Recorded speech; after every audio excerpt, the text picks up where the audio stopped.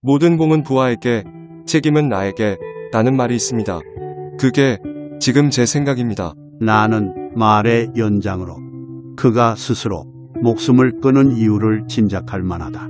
당시 정권의 뜻을 받들어 이재수를 수사한 부서는 중앙지검, 수장은 윤석열이었다.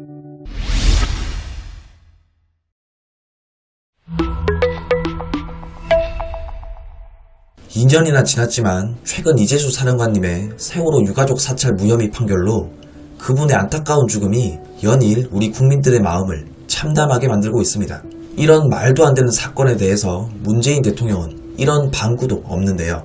윤석열 검찰총장이야 뭐 정치인이 아닌 그저 문재인 정부의 공무원이니 아무 말을 안 한다고 칩시다. 하지만 과거 대통령으로 취임하고 그렇게도 적폐청산을 내세우면서 보수 진영을 쑥대밭을 만들었고 급기야 사람까지 죽게 만들었는데 어찌 이렇게 모른 채만 할 수 있을까요? 이번 사안에 대해서 어제 제1야당 국민의힘 의원들이 기자회견을 가지긴 했지만 저는 개인적으로 대통령의 진정한 사과가 있을 때까지 야당 의원들이 더욱 가열차게 투쟁해야 한다고 생각합니다. 한편 혹자는 이렇게 얘기합니다. 윤석열은 검사일 뿐이다. 우파도 잘못 있으면 벌을 받아야 하며 좌파도 마찬가지다. 네, 맞습니다. 틀린 말이 아닙니다. 그런데 좌파든 우파든 검찰과 법원의 잣대가 형평성이 있었다면 저도 윤석열 총장에 대해서 정의로운 검사라고 말했을 겁니다. 윤석열 총장이 살아있는 문재인 권력에 칼을 겨눈 것도 사실이지만 과거 이명박, 박근혜 전 대통령 그리고 이재수 사령관 사건들을 생각해보면 전혀 형평성 있는 검사의 잣대는 아니었습니다. 정말 중립적이고 냉정한 판단을 가지는 게 맞지 않을까요? 그리고 기생충 박사 서민 교수님도 이재수 사령관님 얘기를 꺼냈습니다. 이번 일에 대해서 무능한 보수라는 얘기를 꺼냈는데요. 왜 그런 얘기를 꺼냈을까요? 이재수 사망으로 보는 보수의 무능. 당시 국가적 재난 상황에서 우리 부대 및 부대원들은 최선을 다해서 임무 수행을 했다. 한 점 부끄럼 없이 임무 수행을 했다고 생각한다. 2018년 11월 27일 이재수 전 기무사 사령관은 세월호 불법 사찰을 보고받고 지시한 혐의를 인정하느냐는 취재진 질문에 위와 같이 말했다. 그로부터 일주일 뒤 그는 구속영장 심사를 받기 위해 수갑을 찬 채 법정으로 향한다. 증거인멸과 도주의 우려가 없다고 판단돼 구속영장은 기각됐지만 모든 언론은 그가 악마인 것처럼 단정지은 뒤였다. 물론 기무사가 세월호 유가족을 사찰한다는 확실한 증거가 있기는 했다. 세월호 유족 중 한 분의 말이다. 안 그래도 당시에 늘 누군가에게 사찰당하고 감시당하는 느낌이 있었다. 막연하지만 그런 느낌을 갖고 있었다. 막연하지만 사찰당한다는 느낌적인 느낌, 이것보다 더 확실한 증거가 세상에 또 있을까? 이것만으로도 이재수 전 사령관의 죄는 태산처럼 크다. 그래서일까? 세월호 유족들은 물론이고 네티즌들은 그를 구속시키지 않고 풀어준 법원의 결정을 맹비난한다. 영장이 기각된 사흘 뒤 이재수는 송파구에 있는 지인의 오피스텔에서 몸을 던짐으로써 자신의 삶을 마감한다. 투신 전 벗어놓은 외투에서 발견된 유서에는 다음과 같은 글귀가 있었다. 세월호 사고 시 기무사와 기무부대원들은 헌신적으로 최선을 다했다. 5년이 다 돼 가는 지금 그때 일을 사찰로 단죄해야 안타깝다. 모든 건 내가 안고 간다. 모두에게 관대한 처분을 바란다. 이는 법원에 출석할 당시 그가 취재진에게 했던 모든 공은 부하에게, 책임은 나에게 라는 말이 있습니다. 그게 지금 제 생각입니다. 나는 말의 연장으로 그가 스스로 목숨을 끊은 이유를 짐작할 만하다. 당시 정권의 뜻을 받들어 이재수를 수사한 부서는 중앙지검, 수장은 윤석열이었다. 그로부터 2년여가 지난 2021년 1월 윤석열이 만든 세월호 참사 특별수사단은 유가족에 대한 감청과 불법 사찰 의혹이 사실이 아니거나 사법처리 대상이 아니라는 결론을 내니 오피스텔에서 몸을 던질 당시 고인의 심경이 얼마나 억울했을까 싶다. 죄 없이 죽었음에도 불구하고 고인의 사망 당시 그의 죽음은 별반 조명받지 못했다. 이유가 뭘까? 소위 보수에게는 누군가의 죽음을 빌미로 국면을 전환하고 두고두고 우려먹는 유전자가 없기 때문이다. 다음 사건들과 비교해보면 보수의 무능은 극명하게 드러난다.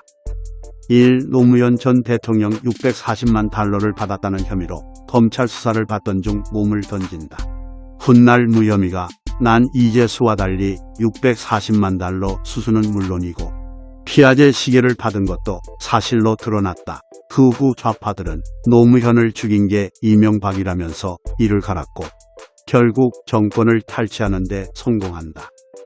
노무현의 죽음은 비리에 대한 고위공직자의 처신으로 바람직하지 않았고 문재인이라는 희대의 무능왕을 정치판으로 끌어들이기까지 했으니 비난받을 구석이 많지만 여전히 노무현은 성인의 반열에 올라 수많은 이들로부터 추앙받고 있다.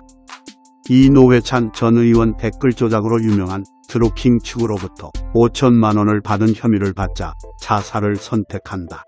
수사와 처벌을 받는 대신 저 세상으로 간 노회찬은 여전히 추앙의 대상으로 남아있다. 아래 기사들을 읽다 보면 노회찬 역시 도움을 받아서 스스로 목숨을 끊은 게 아니라 정권의 음모에 희생당한 분처럼 느껴진다. 참고로 사망 당시 대통령은 문재인이고 드루킹 수사가 시작된 건 추미애의 역할이 컸다. 3. 박원순 전 서울시장 비서를 성추행한 혐의로 자살. 박원순의 자살에는 우록을 닮은 남인순 의원의 공이 컸다. 여성을 팔아 국회의원이 된 남인순은 박원순의 비서 사실을 그의 젠더 특보에게 알려줬는데 그 덕분에 박원순은 성추행 수사엔 언론의 맹폭격 N처벌 등등을 모조리 피한 채 저 세상으로 갔다. 박원순의 성추행은 법원에서도 인정된 바 있지만 좌파들은 여전히 박원순이 성추행을 했을 리가 없다고 우기는 중이고 그가 그립다며 지랄을 아끼지 않고 있으니 박원순의 자살 역시 성공한 자살이 되겠다. 위 세 경우의 공통점은 다음과 같다. 죄를 짓고 자살한 진보 인사가 있다. 죄의 사실 여부는 항고한 채 가혹하게 수사했다며 검찰을 맹비난한다. 나아가서는 그렇게 만든 정권을 맹비난한다. 단 정권이 자기 편일 때는 정권 욕을 하지 않는다. 죄에 대해 언급할 때마다 고인은 건들지 말라고 목소리를 높인다. 그가 살아생전 얼마나 훌륭한 일을 했는지를 집중 조명함으로써 죽은 이를 성인의 반열로 끌어올린다. 그가 그립다고 계속 떠든다. 남들은 점점 그의 죄는 잊어버리고 그가 훌륭한 분이었구나만 기억하게 된다. 이 전술은 의외로 잘 먹혀서 불리할 때마다 여론을 반전시키고 정당한 수사를 방해한다. 윤미향 사건 때 자살한 마포쉼터 소장, 옵티머스 펀드로부터 돈을 받았다는 의혹이 있는 이낙연의 부하 등등. 물론 좌파가 꼭 자살만 이용하는 것은 아니다. 세월호 사건이 그 대표적으로 문정권 하에 일어났다면 그냥 해상교통사고로 단정지었을 이 사건은 박근혜 때 일어났다는 이유만으로 정권의 음모가 곁들여진 사건으로 변모하고 정권 찬탈에 결정적 역할을 한다. 21세기 한국 좌파들의 최대 무기인 죽음을 이용한 감성팔이. 이기에 있는 한 앞으로도 보수가 이기기 힘들지 않을까 걱정된다.